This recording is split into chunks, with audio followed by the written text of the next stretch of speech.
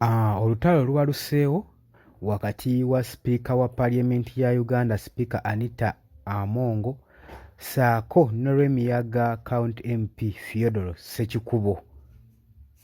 Olutalo luwaluseewo mu Paaliyamenti era kano wenjogerera era bano wenjogerera bali kabwanango.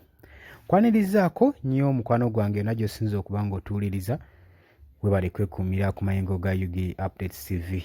Gana wange tegeeza nti okola kyamaanyi nnyo.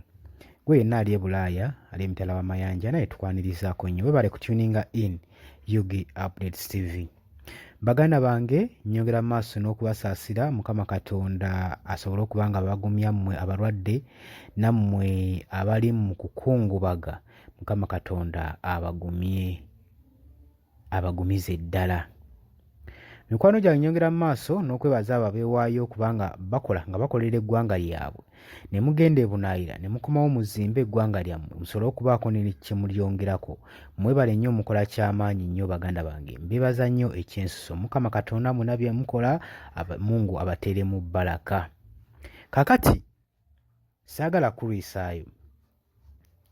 Oluvannyuma lw'ennaku eziyise emabega nga tuli mu muyagala okuba nti nno MP Richard Lumu aleeta proposal ye ey'okuba nga ayagala kumwamulako speaker, ayagala kumwamulako leader of opposition, abeere nga talondebwa na kibiina kye kyavaamu, abeere nga alondebwa bibiina memba ba parliament aba opposition. Amayengo gano gazze gabuyaana okwetooloola parliament y'eggwanga ssaako ne bannabyabufuzi abali ku opposition. Naye n'ensonga okuva eyajja yalajjanga favor. Omwami ono Lumu ky'ataamanya yalowooza nti aleese ensonga naye bamulicognizing nti gy'ali existinga engeri gy'atali nnyo muteesa nnyo mu Paaliyamenti munnange ebyokwogera batayina. Kaakati n'asalawo aleete eno ensonga naye asobole okubeera nga recognizing nti mu Paaliyamenti mwali era akiika. Teyamanya kintu akyaleeta kinene kyenkana ki. Kino ekintu alinga yali asindisa asitamye kubanga ne NRM yali yakyagala dda naye nga terinanga ekiri ekiyisaawo. Kati laba opposition yennyini wakyekoonerako. Olabye we twetegula ffekka na ffekka mb'oluva eyo mbu tuli mu kulwanyisa gavumenti ya Museveni eruddeko ng'ate olwanyisa banno abali mu kulwanyisa ky'olwanyisa kati ggwe n'otuuka ddi gy'olaga. Kino nno we kyatuuka mu kibiina kya NRM baalaba ndaba ku ki era baalaba favor ejjudde kubanga jjukira nti leader of opposition Joel Ssenyonyi yali amaze okuba nga aba-exposing ebbanga ddene nga tebalina ngeri gye bamukwata ku nkoona, tebalina ngeri ki gye bamuwekeningamu, ne banoonya weakness ye n'ebula, ng'ate abalemesa omunyago gwe bagenda mu maaso n'okuba nga bakumpanya mu Paaliyamenti y'eggwanga Uganda ssaako ne mu Parliamentary Committee naddala mu ba-commissioners.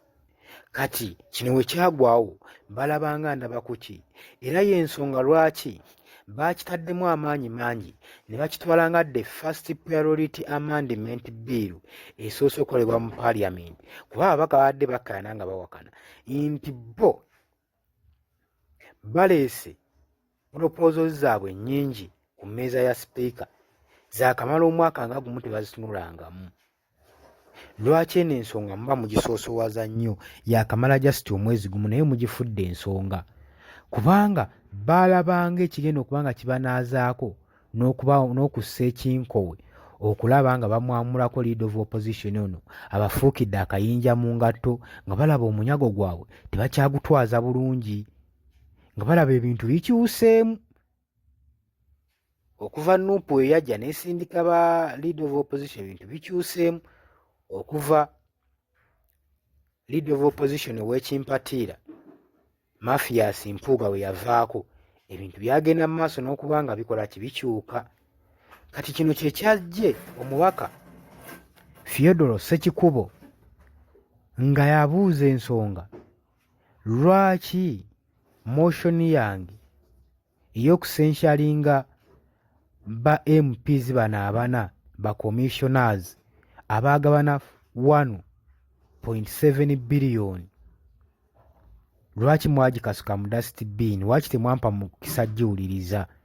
ate eno ne mugisoosowaza nnyo.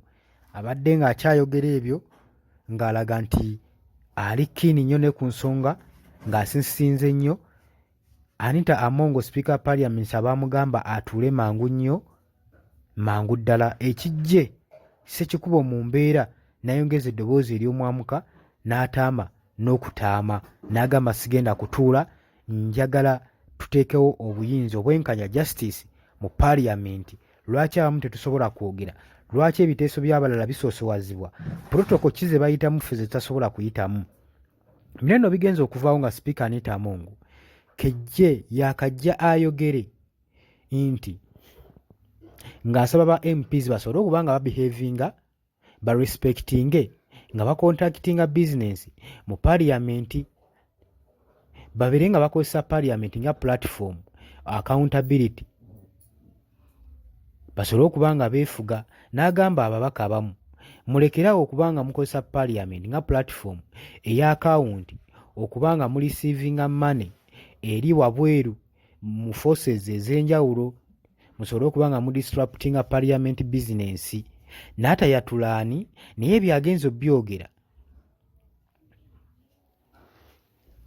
newankubadde teyayatudde erinnya lya muntu n'omu.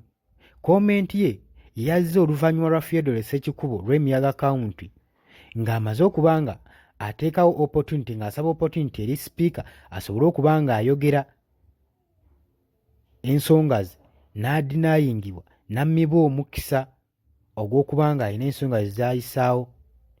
Ekintu ekyamuyisizza obubi MP Ssekikubo n'agamba bano balinga abamuprovokinga, abamwandamayininga, kyaba ateekinga fulo. Era twalabyeko nga Speaker Anita Among ng'embeera etabuse ng'ayise squad army okusobola okuba nga bakakkanya embeera, naye ng'omubaka Theodore Ssekikubo yabadde ataamye ng'alemeddeko n'ensonga ze ng'agamba lwaki mututegeerera. Twagala okumanya protocol ki abalala bano ze bayitamu ffe ze tutayitamu okusobola okulaba nga proposal bills zaffe, amendments bills zaffe ze tukola ne tuleeta ku mmeeza yo ziyisibwamu ne zitandika okuba nga bateekawo hearing. Okumala omwaka gumu ensonga nga tezituulwangamu, lwaki eno etannamala na myezi giwera wadde n'omwezi ogumu n'ekitundu eweereddwa, esoosowaziddwa nnyo okulaba nga tugituulamu, nga tugitunulamu? Ki ekiri emabega w'ekyo? Ng'ababaka baagala kumanya ki ekiri emabega w'ekyo. Era ekireetedde Theodore Ssekikubo okuba nga mukaawu, nga tasalikako musale, nga mukaawu ng'ennumba mu Parliament. Era bwe njogera Speaker Anita Among akiguddeko. Tukubiriza nti weerabira ku subscribing nga ggwe omukwano gwange ali eyo.